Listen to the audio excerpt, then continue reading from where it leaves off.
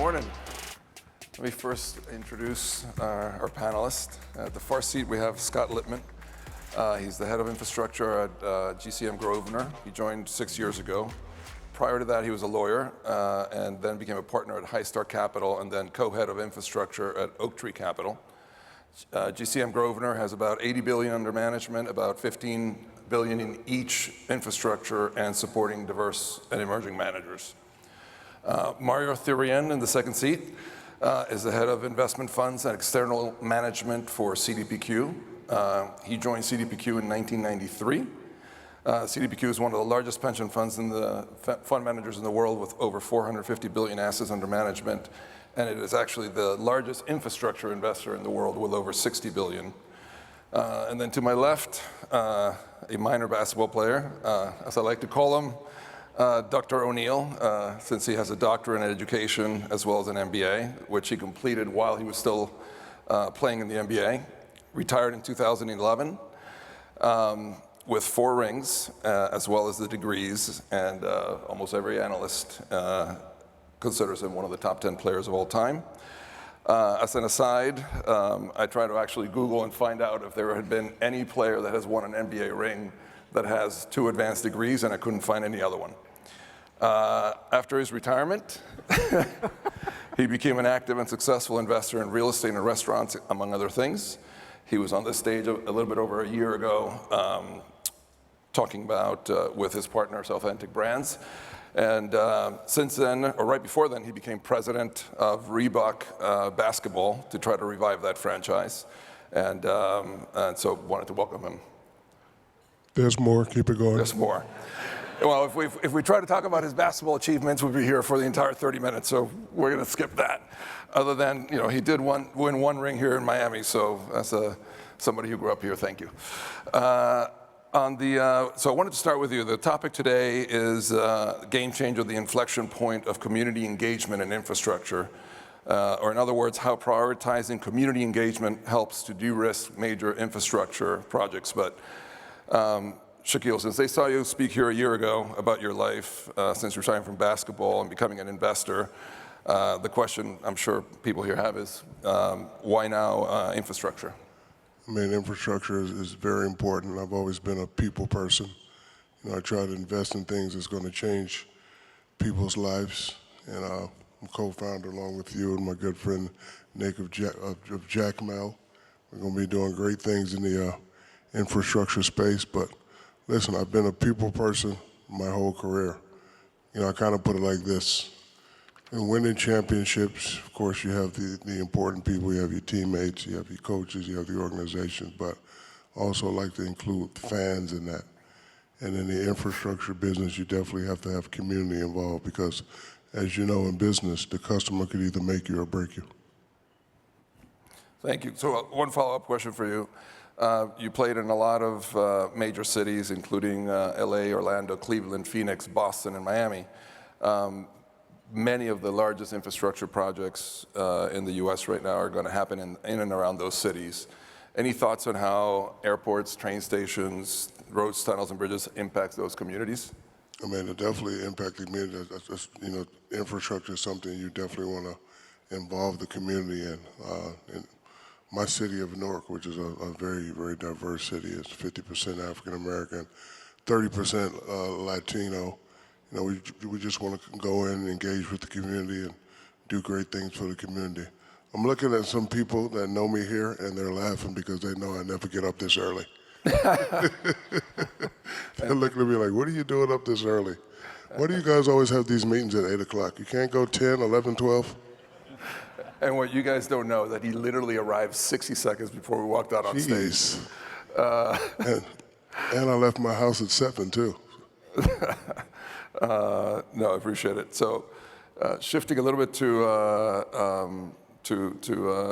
Scott and Mario, a lot of discussion lately around diversity of America, and that within a couple of decades, America will be over 50% diverse. But that misses an important point that most of the top American cities are already much more than that. Actually, in the top 100 cities in the U.S., 55% of the population is diverse already. and the local and state officials that represent those people tend to reflect their community. So I guess, Scott, if you have any thoughts on how that's reflecting and how you're thinking about investing in infrastructure.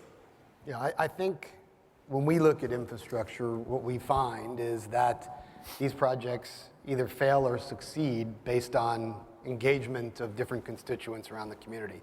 So it's no secret that infrastructure, critically important, highly politicized, and so it's very important that you're picking up all the different parts of the community and bringing that sort of engagement and that support for the project. Without that, it's almost impossible to get these things passed and to put them in a place where they can be successful.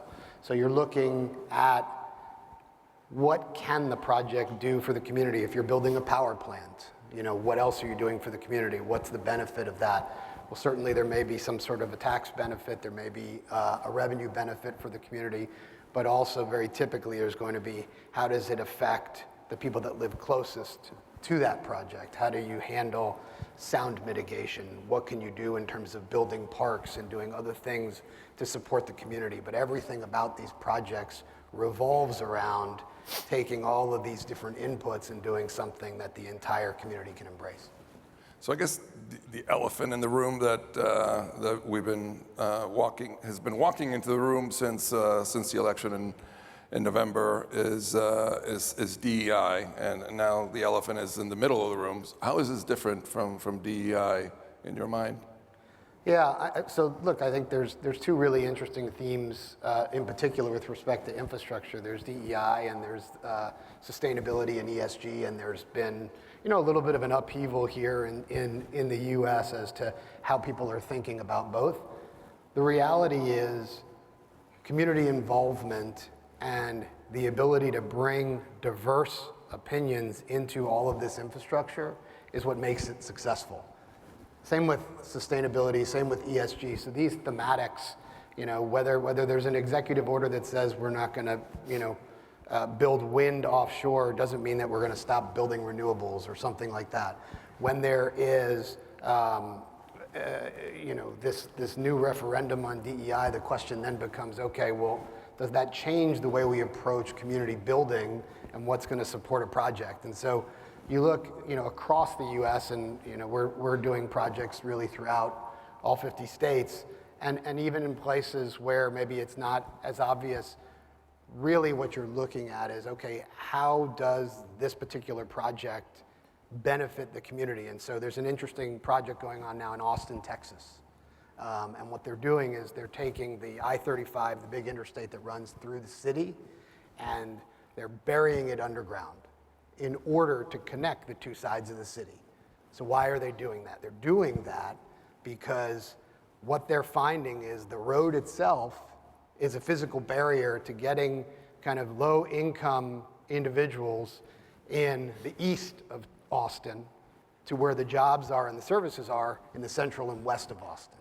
So this is a project that has broad community support and therefore can be really successful because of what they're trying to achieve. So I think, as you look at DEI and as you look at some of these thematics, as long as you're focused on kind of what's going to make the project successful, and that's different opinions, different perspective representing the community, there's a profit to be made, but more importantly, there's real community benefit.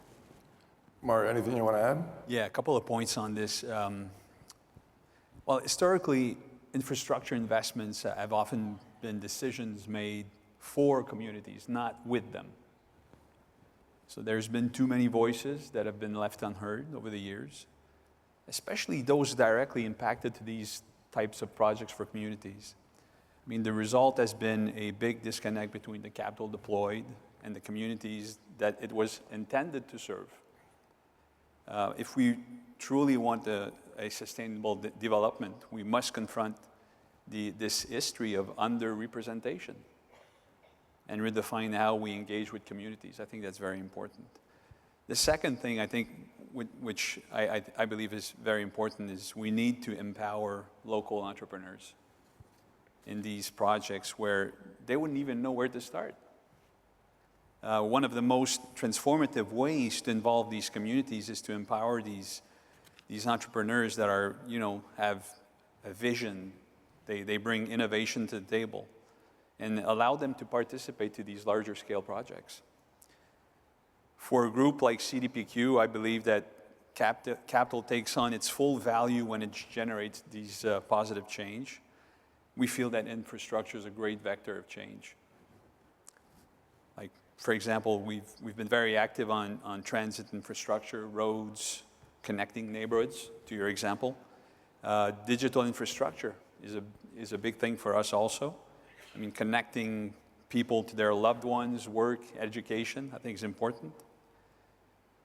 Maybe one last point, Jorge, on this is education.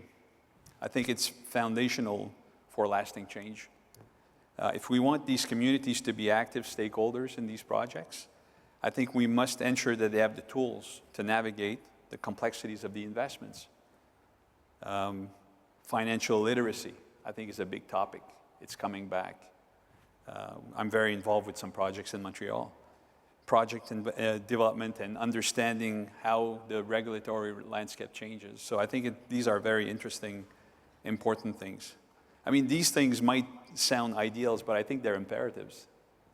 I think that, we have a unique opportunity to redefine how we bring that catalyst for development. Shaquille, last year, when you were on the stage, you talked about how you invest and the values, how you think of investments. How does this, what we're talking about, and DEI and that play into how you look at, putting your time and money behind something like this? I look at it more as a good business. You have to take a disadvantaged community, have conversations with them, and bring them in early when it comes to investing. Because as I said earlier, the community reminds me of the customer. They can either make you or break you. So, DEI, good business. I've always, leaned more towards, good business. But whenever I do business, I always think about the community and being very active in the community. Yep. I mean, Scott, since you're probably the most directly involved in infrastructure for the longest, I think of it as time value of money. Any thoughts on the amount of money that's being put into these projects and the delay that community opposition can bring, et cetera? Anything you? Yeah, you see it everywhere. And maybe I'll touch on what Shaquille said, which is good business is where it all starts, right? So I think, Grosvenor's been investing in diverse managers for 20 years and has about 12 billion in that space. It's amongst the very best returning products that we provide. So it's critically important because, again, it does bring a different perspective, but it also produces returns. And that's what people get excited about. So it's a great diversifier in a portfolio, but it also brings diversity of opinion and everything else. With respect to what you're talking about, and I think Mario hit on this as well, in a world where regulation is so important and there's so much politicization of kind of what's going on in the infrastructure space, will projects get approved? Will they not get approved? Without that community support, these things can go for a very long time. They could cause huge delays, overruns, and one of the really important things, and so with your team and Nick, with the Jacmel team, we've been involved in kind of the construction, or really the ownership of LaGuardia Airport, JFK, and what you're seeing is the folks that build this Vantage and some of the other constituents, and there are so many of them, what they've delivered is a product that's on time and on budget. And that's really important, and that's because they've embraced the community. And if you go to these airports post-construction, what you see is the airports are representative of the communities that they serve. And I think that makes it very tangible for folks in New York, and there's a pride that comes with that, and again, that all kind of builds on the success. So having all of those constituents thinking about things like labor, how does labor get involved and help participate and help improve kind of the outcome? How many jobs can the project create? All of those things are really important features of infrastructure that put it kind of at this intersection between being really important today and being a great opportunity for diverse managers. So the amount of money that is going into infrastructure in the U.S. in the next 10 years is astonishing, right? The federal government has over $2 trillion of approved funding that's going to affect both red and blue states. So what happens there up there, we'll see. But there's also over $200 billion of dry powder in infrastructure funds just to the U.S. And I think that understates the number, because in that number, probably groups like CDPQ that don't, that invest directly, that don't have, they don't raise funds, let's say, are probably undercounted. And then you throw on top of that the leverage that'll go into these projects. You're probably talking about over $3 trillion that will be spent in this country in the next 10 years. So I guess, Mario, we'd love to hear your thoughts as to how you see that evolving. Yes. Out of $450 billion, we have 60 that's invested in infrastructure. 30% of that is in the U.S. The U.S. is a priority market for us, no doubt about it. We've been very active on the renewable energy sector with Invenergy and the P3s with plenaries. For us, diversity and inclusion really started with the P3 sector.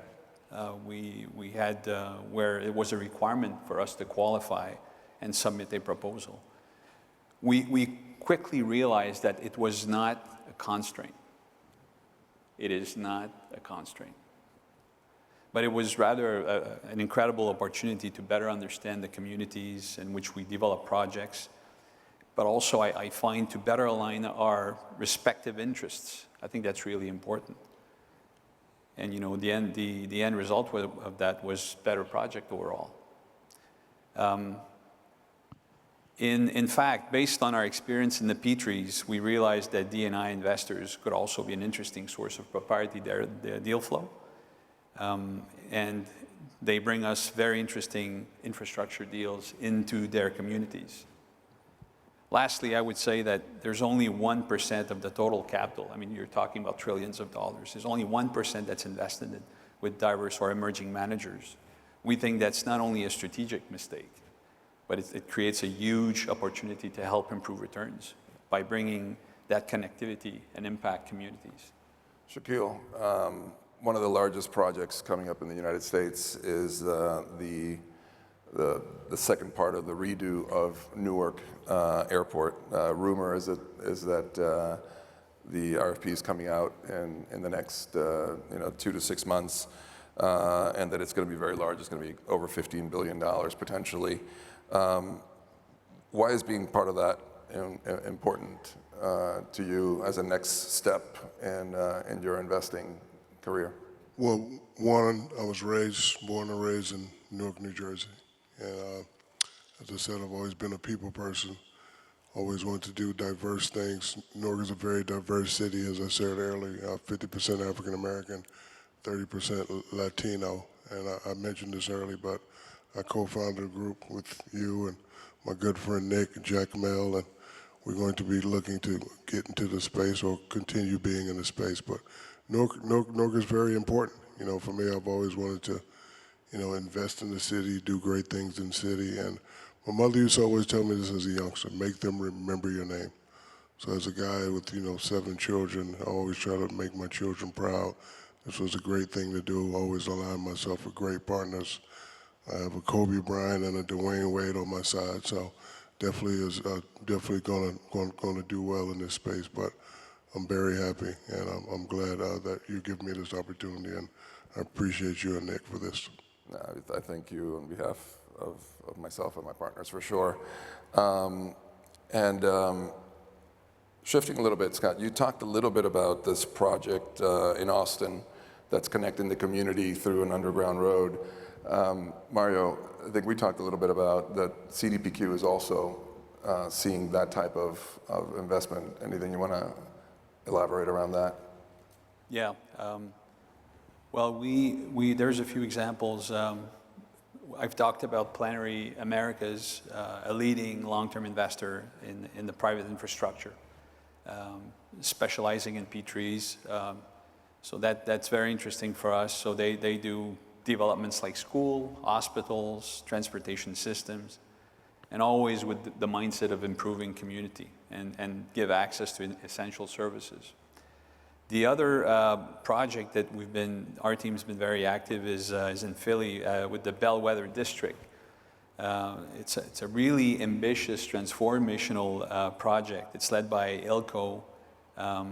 So it's a former oil refinery spreading across 1,300 acres. It's near Philly Center. They will turn this into a brownfield site for a state-of-the-art, multimodal logistics e-commerce project. So that's going to be like really cool to see that happening. Shaquille, I know that you spent a lot of time and money investing in your community in Newark. I know that you put up some buildings with financial backing from Goldman Sachs and some other partners. But I also know that you've helped build, I think it's 3 or 4 boys and girls clubs in different locations that you've been backing. And I know those are not for profit, but I think it's important to be part of the engagement of the community and how you win them over for potential other projects like the airport. But we'd love to hear something around that. Yes, fans, community is very, very important. I can remember, being in certain areas and not doing things that are basketball related, but just, going to visit people at the hospitals, just talking to the locals, local law enforcement, going to MMA gyms and, working out with people, just getting involved with the city, seeing what the city is about, being in tune with the heartbeat of the city. And I've always tried to do that in every city that I've been a part of, every city that I played in. That's great. I guess shifting back to the manager, since I guess both of you, Scott and Mario, back a variety of different managers in both of your roles. I guess maybe we'll start with you, Scott, around what's missing. What are the managers that you're starting to look at to support versus just direct investment? Yeah, well, certainly the amount of capital that we're seeing in the infrastructure space is greater than it's ever been. I think it's really a part of just about everybody's allocation now. It started out as a part of private equity, then it was a part of real assets, it was real estate, and now I think people have kind of embraced the notion that infrastructure is a standalone asset class. And as you've seen capital flow into the space, what that then means is you've got a lot more places to put it, a lot more people looking for that capital in terms of finding a way to invest. And so there's a couple of different elements, and the markets in which that capital is deployed are very different. So in Europe, for example, so much of what goes on in the infrastructure markets is very well developed. It's been going on for many, many years, and so what you'll see is a lot of it happens kind of at the national level. In the US, that model's quite different. So in the US, so much of what's going on with infrastructure is at the local level. So when we look for folks to invest with, we want to understand, okay, what is the opportunity? Where do the relationships come from? How can they embrace a community? What's their knowledge of the community? So, again, like Shaquille said in Newark, the airport, when it comes together, is going to be a local project. It's going to be the Port Authority that thinks about how they bring constituents together. It's going to be how do they include a diverse manager, diverse construction? How do they bring in labor into the project? How do they bring in capital, both from the private sector, potentially the public sector? What's represented inside the 4 walls of the terminal?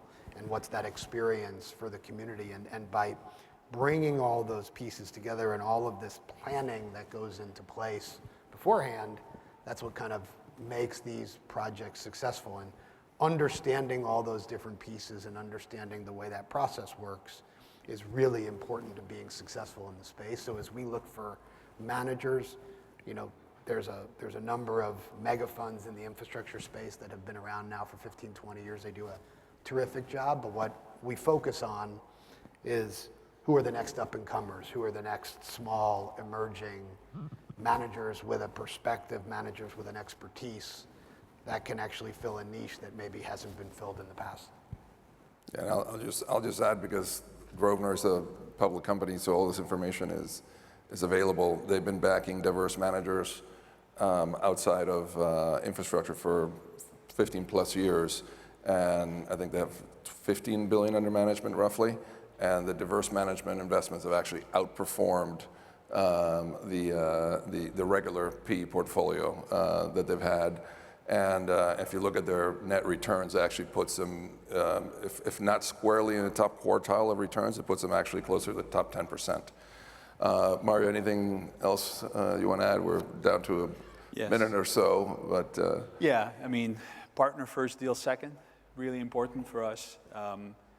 We're building that network through communities. We're, opening new partnerships with different groups, as you know, Jorge. So this is really interesting. The long-term aspect is very important. Alignment of interest. We're finding that we're finding new sources of talent within these communities, which is great because it really complements. We have like a large internal teams at CDPQ, and we're across the world. But in the U.S., I think we're really finding this source of value add that's out there for us. I mean, but it's building these networks, it's meeting the people, it's aligning ourselves. It's a people's business. Yeah. Shaquille, last words, 30 seconds. Take the rest of the day off, go to bed. And I want to thank everyone for coming out. We'll talk to Ron about next time that you get to speak. We're going to have to do it after 10 o'clock. Yeah, why you guys start so early? You was at the bar last night. Snitches get stitches, so I'm not gonna rat you guys out. But no, enjoy your time down here. Appreciate you guys. Thanks for coming out. Thank you, everybody.